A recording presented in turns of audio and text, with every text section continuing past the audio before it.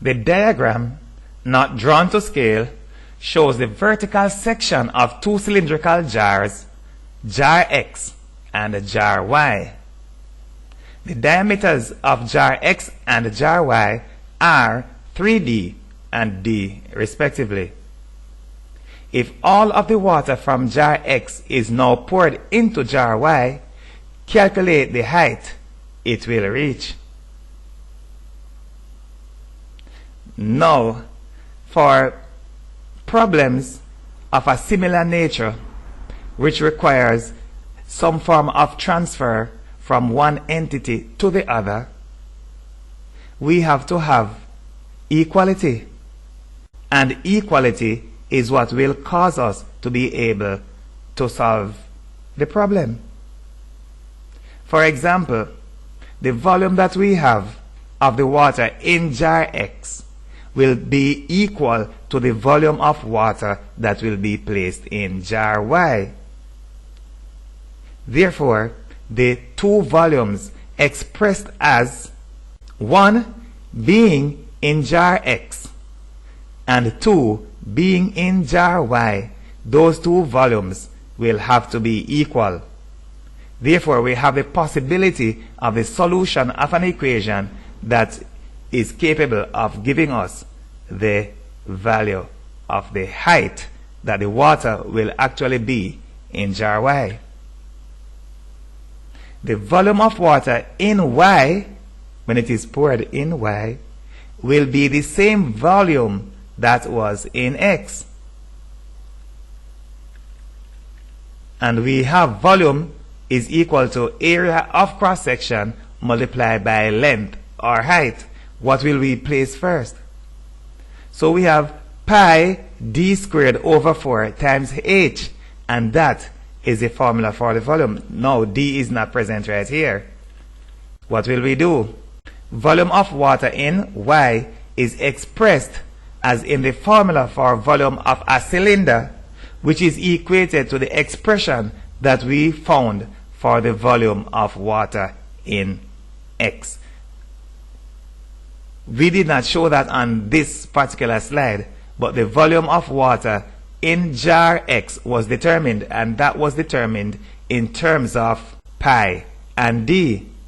When we get around to it, we will actually show what we got for the volume of water in jar X, and that will be equated to the volume that the water will be as it pertains to jar Y.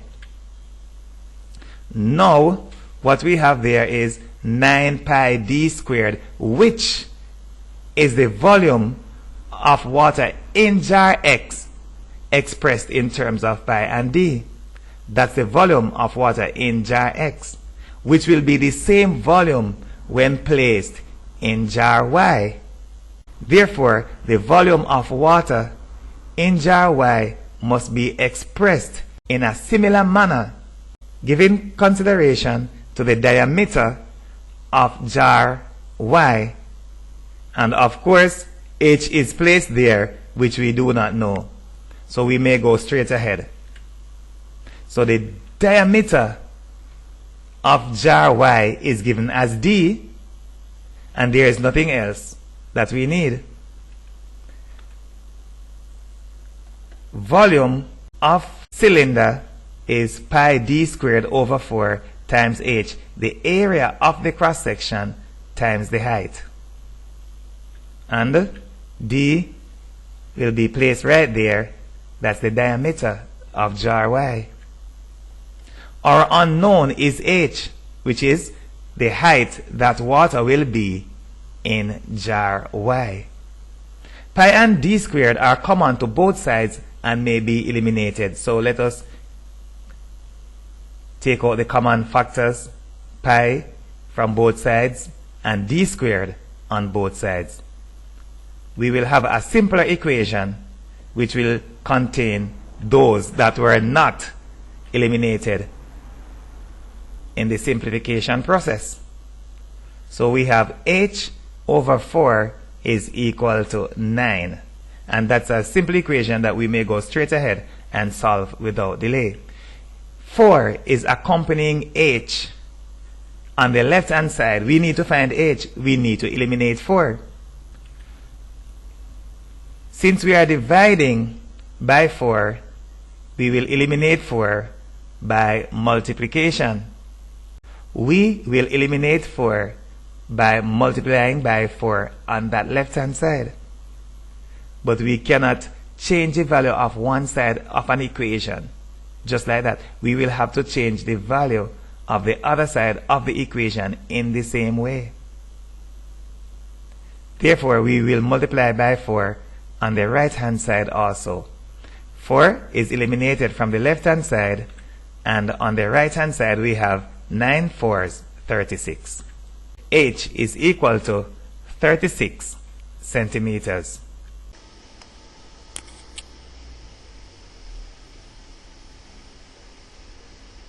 Download Richard James Mathematics Resources app from the Google Play Store and have all of your examination solutions, instructional manuals, and other electronic books and booklets in one place.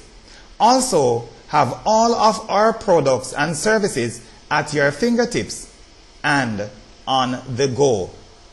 Call or WhatsApp 876-351-9689 or 876-318-8848 for all hard copy books and booklets to complement your studies.